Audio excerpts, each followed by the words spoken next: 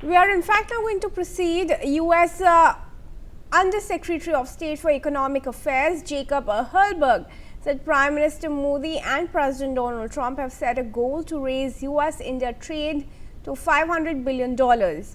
Speaking at a congressional hearing, Helberg expressed confidence in the future of bilateral trade, also outlined the administration's maximum pressure policy on Russia aimed at ending the war in Ukraine, noting that some measures affected Indian interests.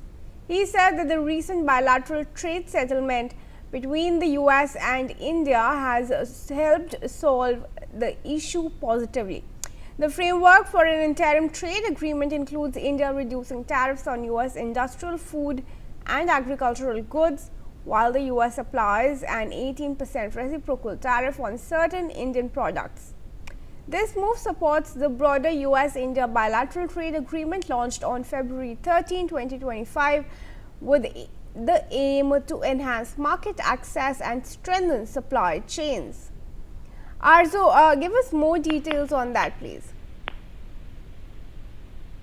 Well, yes, if we talk about this particular info, what we're getting to know that U.S. Under Secretary of State for Economic Affairs has mentioned and said that the Prime Minister Narendra Modi and U.S. President Donald Trump set a goal to increase trade between the U.S. and India to $500 billion, and also expressed strong confidence in the future of U.S.-India trade. Also talked about the administration that instituted a policy of maximum pressure on Russia.